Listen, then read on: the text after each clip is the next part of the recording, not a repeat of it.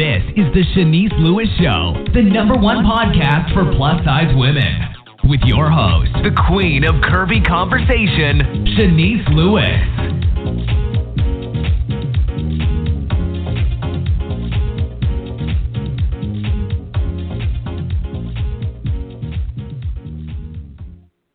Welcome to the show. I'm your host, Chenese Lewis. Today is Monday, June 20th, 2016. Follow the podcast on social media at Facebook at Chenese Lewis Show and on Twitter and Instagram at Chenese Show. And subscribe and rate the show on iTunes and Google Play Music. Today we have a very special guest, Denise Bidot. Denise Bidot, the size 14 Puerto Rican and Kuwaiti international plus-size supermodel, TV personality, the voice and advocate for curvy women and self-love, can be recognized for her groundbreaking movements within the fashion industry. Her work for straight and plus-size brands such as Forever 21, Target, Levi's, Nordstrom's, Macy's, Old Navy, Lane Bryant, and as the face of Danish brand ZZ Clothing, has positioned her to be a leading figure for all women of all sizes. This leading lady was part of Jennifer Lopez's TV network, Nouveau TV Curvy Girls, which showcased her life as a curvy woman and model. Denise Bidot has never apologized about her curves. She has taken the plus-size fashion world by storm and is now inviting women worldwide to join her crusade of reshaping what it means to be beautiful with her lifestyle movement, There Is No Wrong Way to Be a Woman. Currently, she is represented by Muse Models in NYC and is one of the most recognizable plus-size models and household names in the world. Let's welcome Denise to the show. Hi, Denise. How are you? I'm good. I'm so excited to talk to you again because you've done so much since the last time we've spoken. I know. It's always a pleasure to talk to you. I feel like I've known you my entire career. How are you doing today? Happy Monday. Thank you. So let's go back to your childhood. Now, growing up, you were curvier and biracial. Now, did you have a hard time finding your confidence? I mean, I feel like I never fit in. I kind of almost stick to that right now. I grew up, my mother was an only parent, a single parent. I was an only child. And, yeah, I was mixed race, growing up being half Latina, half Middle Eastern, and really tall and curvy, I just never fit in. I was never a part of any stereotypes. I literally just kind of was this huge gray area. And I think that's part of what made me and made my confidence is that, like, for a very long time, I couldn't find anyone to relate to, and I just couldn't believe that I couldn't be myself and feel comfortable in my own skin. So it's crazy how, much has happened in my life and career. It's been 10 years in the fashion game, and I wouldn't change a single moment of it. It's been such a learning adventure for me and such a growth process altogether. Now, at the age of 18, you decided to move to Los Angeles to pursue your dreams of being an actor. Now, I never knew that. Now, what happened with your acting career? So nothing happened with my acting career. What's funny is, like, I used to act when I was younger. I was 12, 13 years old, going out on all these auditions for the Disney shows, and I was booking commercials. And I thought, well, of course, when I turn 18 and move to LA, it's going to be just a seamless integration into, like, adult acting. And funny part is that no matter how talented I was, I kept getting told no for these roles. And it wasn't because of my talent. It was solely because of my size. I was specifically told, you lose 10, 15 pounds and you'd be perfect for the role. And I just couldn't fathom the idea of having to alter who I was to fit an industry. I was like, oh, hell no. Like, I disagree. My talent should speak for itself. And no, yeah, you say that I am leading lady personality, but the best friend's body type. I'm like, I refuse to believe that. And so I guess I didn't want to change who I was. I was confident. I mean, maybe not nearly as confident as I am now, but I felt like if we start changing who we are to fit in, then we lose everything that's special about ourselves. And so you moved past acting and you became a makeup artist in Los Angeles. Now, this is where I met you in your career, because I don't know Yep. if you remember, but we first met on a set of, like, a little small thing, and you did my makeup, and that's how we first met.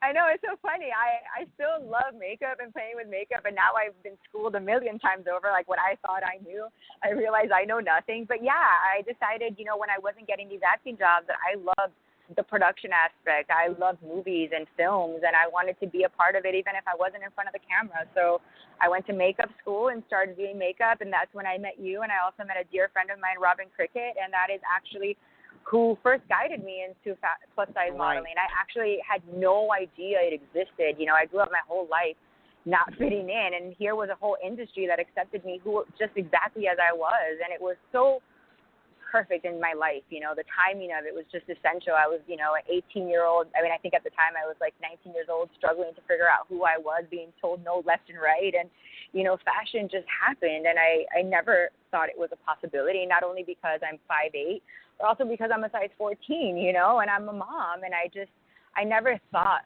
that the world would be so accepting, and that not only could I help find myself throughout this journey, but also help so many women find themselves and find their own inner beauty, and it's been such a blessing. I mean, my goodness, talk about being at the right place at the right time. It's just perfection. Well, and I remember on that set, Robin was like, Chenese, don't you think Denise will be a great plus-size model? And I was like, yeah. So I remember having that conversation with Robin, telling you should go for it. And he was like, I don't know. You think I so? don't know. No, I mean, it's so crazy. I remember Cita May was the photographer on the set that I first worked with Robin on.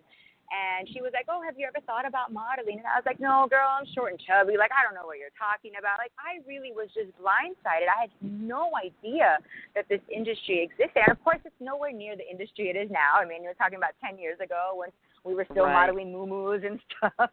But, like, it was such a cool thing to be a part of and see. And I've always been the type that just go with the flow, Like, I was like, opportunities get placed on your lap sometimes, and it's up to you to do what you can with them. And I could have said no and stuck to doing makeup, and who knows where I would be right now. But I was like, I feel like there's something calling me here, and I kind of took a leap of faith. I believed in something bigger than myself, and I'm so honored that I ran into you girls and that I've had such a wonderful support system over the years, because honestly, I mean, being a part of fashion has been the most amazing roller coaster I've ever been on. It's been ups and downs and no's and yeses and moments that I couldn't have dreamt of. I've figured out who I was and shown my daughter that you can do absolutely anything by just sticking true to who you are. And I think that's the best lesson I've learned along the way, is that I really didn't have to change. I just had to prove to myself that I was worth it. And I think that's what I want to share with women, is the fact that you don't have to change who you are. You can be happy exactly as you are. And the differences that we each have, those are the things that make us beautiful, make us powerful. And we each have a voice, and we have to just learn to use it in the best way possible and support each other along the ride. So after you got the guts to pursue plus-size modeling for real, what was your biggest obstacle getting your career off the ground? Well, I wasn't really tall. I think up until now I've said I was like 5'9", but the reality of it is I'm like 5'7.5", and so many people told me I would never make it. And I remember, like, when I decided to make the plunge over to New York, people were like, oh, girl, don't waste your time. Like, you're not really that tall, and it's really like the size 10 models that work out there, and you're not that. And I was like, once again, how dare you? Like, I can do this. And I think it was more just proving to myself that you can do absolutely anything if you put your mind to it and if you work hard. I've always been that person who's like, no, don't tell me what I can't do. Like, I want to do this for the underdog. I want to do this for the person who's out there being told no, and here I am. I've had the opportunity to walk for catwalks all across the world and walk in front of Anna Wintour for Serena Williams and open the Chromat show and be in the pages of magazines. And I'm walking into 30 proud as hell of everything that I've accomplished, no matter how many times I was told I couldn't do it. And I think it's the best feeling in the world, is realizing that you can do anything. The possibilities are absolutely endless, and obstacles are just what we make of them. Now, the last time you were on this show was 3 years ago with the cast of Curvy Girls, your reality show on Nouveau TV. Now, was reality TV a positive experience for you? Do you think the exposure boosted your modeling career? I definitely think there were pros and cons to being a part of the reality show. It was definitely a learning experience. Reality TV is not always what people expect it to be. It's a lot of editing, a lot of sentences that are chopped up. I saw, certain girls say things on TV that weren't actually said, and I used to be like, ooh, you got to be really careful. And I had worked so hard up until that point for my brand and for who I was that I'm glad it ended after 2 seasons, because to be honest, I had so much more to offer, and they were so specific. Like me and all the girls united wanted to be doing charities and feeding the homeless. We wanted to do so many things, but they were so fixated on celebrity cameos and on, all of these things that weren't completely aligned with how I saw my brand. And so while it was an amazing experience and I had the honor of working and pleasure of working with the late Joanne Borgella, there are moments of that experience that I can never take back and were so beautiful and monumental to who I am. But yeah, like with everything in life, it's just it's another chapter in the book of life. And I am very happy that I have moved on from that. And I think it was definitely for me, for instance, the visibility of it was wonderful. And I got to meet amazing people. And I think that I definitely wouldn't undo it. Would you do another reality TV show? Well, I think with reality TV, you just have to be very careful what you attach yourself to. I definitely wouldn't check it off, like I wouldn't say I wouldn't do it, but there's things that I have my sights set on that don't include reality TV at the current moment. Mhm. Now, I saw a post that you put on Facebook, and you said that you felt like an underdog in the industry. You said something like, I'm always an underdog. Now, you have accomplished so much. Why do you feel that way? What's interesting is I feel like I've always been the underdog. We're all underdogs. You know what I mean? I think our entire industry has consistently been the underdog, and we've been able to prove people wrong. All the things, like I said, that people told me I would never get a chance to do, and here I am having proved them wrong. But I think it's always important to keep your life in perspective and to know that there's so many things still to achieve and still to dream bigger and continue to do things. I've never been signed to the biggest agency. I have, not always been the star of all the campaigns. But what I've accomplished is so powerful to me. And I think that speaks volumes of who I am. Like, I love the things I've been a part of, and I love the people that I get to work with. And sometimes everyone gets warped into needing to be the best of the best. And I think it's perfectly okay to just stay in your lane and continue to do what you do best. Do you think that the plus-size industry needs more diversity? I absolutely think the plus-size industry, as well as every industry, I'm not going to sugarcoat it. I think we're still, we're making huge strides, but I definitely think that there's so much room to grow in the film world, in the modeling world, not just in plus-size, but in all aspects of fashion. We need to include different ages and different ethnicities and a little bit of everything. I think the moment we can sprinkle it in, it will be so refreshing to see. I mean, if we start talking in that route, I was very specific when I casted my girls, the class of 2016, for There Is No Wrong Way to Be a Woman campaign. I wanted to see everything. Our oldest woman was 65. I believe our youngest girl was about 18. And if you look at it, it's such a beautiful representation of women. It's all sizes. There's a girl who's Hawaiian with freckles. There's my beautiful friend Tati, who's Cuban and Dominican, and she's Afro-Latina. And I think that I just want there to be a little bit of everything. It doesn't need to be so black and white. I think that when I came into this industry, people had no idea where to place me. They were like, what do we do with the half Latina, half Middle Eastern girl? Like, where does she fit in? And I just stuck to my guns, and I can't wait to see the day when we're all included in a photo shoot and we're all just there, not because they need the one token girl, the one Latina girl. You know what I mean? I can't wait for the day when that's just effortless. It's seamless. There's not a thought behind it or a gimmick behind it. It just is what it is. Now, you just mentioned sometimes these major brands use one Latina girl. Do you think as a result of that, sometimes you have less opportunities presented to you? It's interesting. Like I said, it's all perspective. Yeah, where I could sit there and be bitter about the fact that there may just be one role. I'm still really humbled and honored at the fact that they're still trying and pushing the boundaries and at least including us. For so long, I didn't get cast on so many things because I was like, that girl who was like, oh, maybe not. But like, it's just continuing to talk about it, continuing the conversation, continuing to prove people wrong and show them why there needs to be this diversity, why we need to be inclusive, why these things matter. It's because that little girl who's 8 years old, who has no one to look up to, needs to see herself in the pages of magazines and on these campaigns. And when we start doing those sort of things, we'll create a younger generation of women who never have to feel insecure, who feel represented and beautiful with who they are. And this goes in line with your new project, There Is No Wrong Way to Be a Woman, about all women feeling confident. So tell me, how did this start?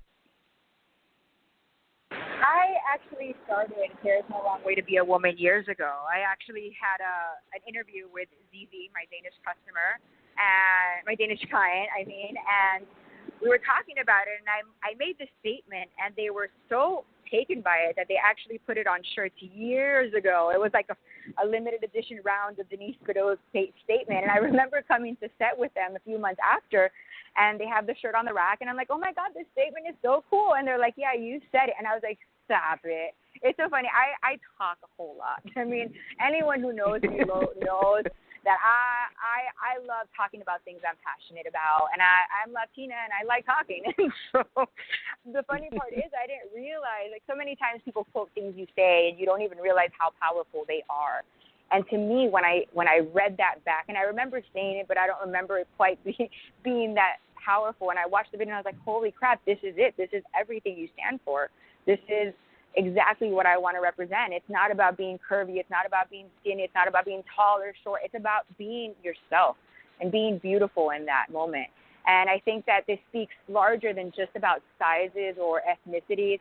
You know, I've gotten a lot of feedback from the LGBT community in this. I did a Huffington Post thing earlier, and it's so much deeper than I think I even imagined it to be. It means so much to so many different people. It's about being comfortable in your skin. It's about being allowed to be yourself. It's about supporting each other and supporting women and supporting men and supporting just everything that's out there, because when we allow people to be themselves, we're going to live in a different generation. I mean, how wonderful would it be to walk around and not feel judged and not feel criticized and not have a single thing but positivity around you? I can't wait for the day that we get there. And if that means putting it on a shirt and having girls walking around proudly stating there is no wrong way to be a woman, then by all means, let's start that. Let's start a movement. Let's start a revolution and let people know to just let you be. You know, there's no wrong way to be anything you want in this world, and I think that's what I stand for more than anything. Now, the women that were selected to be in your photo shoot, were they all your personal friends, or did you hold a casting call? No, actually, other than one girl, I didn't know any of them. One is my friend Tati, who has been my best friend since we were 12 years old, and we constantly had the conversation about casting. She goes out on casting, and she's never, you know, she's Afro-Latina, so she's never black enough to be the black girl and never light enough to be the Latin girl. And it's such a conversation that I think I have constantly with people, is kind of the lack of diversity. And so when it came time to cast this, I knew she was a part of it no matter what. Like, that is my thing. And and then when it came down to the rest of the girls, I knew for a fact that I wanted, you know, an older woman and a smaller girl. And one of the girls is Hawaiian with freckles. And like one girl, Jennifer Tess, actually suggested her to me, and she was in a wheelchair. So I definitely asked around and spoke to a lot of people and wanted to include a little bit of everything. I tried really hard to get a Muslim woman in it, and just before she canceled, but I also wanted that visibility, because I think there's so many women out there who just aren't represented in the media, and I wanted to show and shine a little light on them. Now, you chose to launch your event at the Puerto Rican Day Parade. Now, tell me, why was this the event you chose to launch it? Well, I'm Puerto Rican, so that was a no-brainer, and I had never been to the Puerto Rican Day Parade. You know, I lived in New York for 5 years. I never attended, not because I didn't want to, but just because it never worked out. And I didn't realize my mom had never been either, and obviously my little munchkin Jocelyn had never been, and she's at an age where I think she really needs to feel her culture and feel her roots. And so I thought it was perfect. You know, it was the day before my birthday. I turned 30 years old last Monday, and I thought, wow, I'm going to close the chapter. Thank you very much. But I just thought it how appropriate to close out my 20s with the parade and with such an epic moment for not only my life and my family, but also for my career. And so I was walking into 30 with a whole new chapter and mindset, and I'm super happy. I'm only a week in, girl, but I feel like a whole new woman. So how was the parade? How were people responding to you and the T-shirt and everything? I couldn't have imagined a better outcome. I mean, the way people screamed, the way that every time they read the shirts, it was like an insane reaction to them. People felt the message, and that to me is the most important thing, is to have people feel something by what you bring to the table. I had all sorts of women walking around me. My Uncle David was there rocking the shirt too, and my mom and Jocelyn and I with the music and the convertible, and I just have never experienced so much energy. And to be completely honest, the backdrop of New York, right around those people and going through Central Park, you know, you're driving by some of those moments that I used to see in movies. And to be able to experience that and have my first time watching the parade be actually in it, my God, it was so surreal, Shanice. I couldn't put it in words. Did you get teary-eyed? Was it that overwhelming? Oh, my God. I get teary-eyed all the time. I mean, I watch a good commercial and I get teary-eyed. So, yeah, I think I was definitely, like, not putting mascara on that day. I was just so proud to be there and to have created something that felt so right for me. And you know, I've grown up in front of this industry, and I've figured out who I am. And so to be able to finally share that with the world was just as impactful as I could have ever had. It's just beautiful. Now, your T-shirts are for pre-order right now on the site for $34.99, and the website is There Is No Wrong Way to Be a Woman. Am I saying the website correctly? You are. ThereIsNoWrongWayToBeAWoman.com is the site. We do have the shirts for pre-order. They actually get in, so all of them will be mailed out July 1st. We also have tank tops coming out in like 2 weeks, and there's some cool bracelets. For me, it's just about a movement. It's all about encouraging women to live comfortably in their skin, and I feel like sometimes it's just shouting it out at the world with a T-shirt. It's so simple, and so if you're out there and you're feeling like, you know, you don't fit in, trust me, it gets better. Life is good when you figure out, you know, that you don't need to be anything for anyone. You just have to be happy. Now, what kind of other things are you planning to do with this new project and this new brand of yours? Are you going to do events? Are you looking to collaborate with other people? What's the future of this? Absolutely. I'm looking forward to a school tour. I want to go out and start speaking to young women and encouraging diversity and individuality. I also, you know, eventually this becomes a scholarship plan. So for 2017, I plan on having scholarships in place for young women to start creating a movement and a platform where women can feel secure about themselves and feel encouraged. And so I would love for women out there to hashtag No Wrong Way and send me your videos about what being a woman means to you. I want to repost them. I want to support women. I feel like that's where we're at. 2016 should be the year of love and peace and support. And so I encourage everyone to get interactive with me. This is a movement, guys. This doesn't just happen by one person. And the class of 2016 pictures, that's just the beginning. We're going to have a lot more coming up this year. So the video, you want women to put videos up. Do you want them to put it up on Instagram or YouTube? They can share on YouTube and tag me in them. They can post them on Instagram, send them to me, info@denisebidot.com. Definitely. I want to get them from everywhere. I'm the person who checks my social media. No one else does it for me. So the second you tag me, trust me, I'm seeing it, I'm commenting, I'm liking it. This doesn't happen without everyone. So I think it's a community effort to just let the world know that we're here and we don't need to change. And side note, I saw your daughter with you in the Lane Bryant campaign. Now, has yes, she started her modeling career too? Oh, my God. I get that question all the time. I don't think Jocelyn loves what I do. She thinks it's so fabulous. But trust me, that girl was knocked out on set. It's a lot of work, and I think she's been able to witness it firsthand. She has her eyes set on being a rock star and ice skating, so I support her in whatever she chooses to do. I've never pushed her to model. If it happens organically, cool. If not, you know, she can be a scientist for all I care. I just want her to be happy. Oh, that's awesome. And that's my little munchkin. So was she excited on the Lane Bryant set since she always see what you do? She had a chance to be a part of that?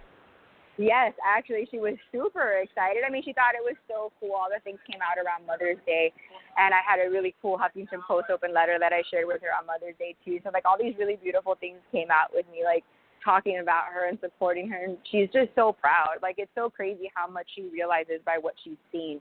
She gets to see all these models. She gets to be a part of all these shoots, and she sees how much hard work it is and how beautiful we all are. And the interesting part about it is that little kid is like my biggest fan and my number one supporter, and it's because of her that I do everything that I do. I just want to create a better world for her as she gets older.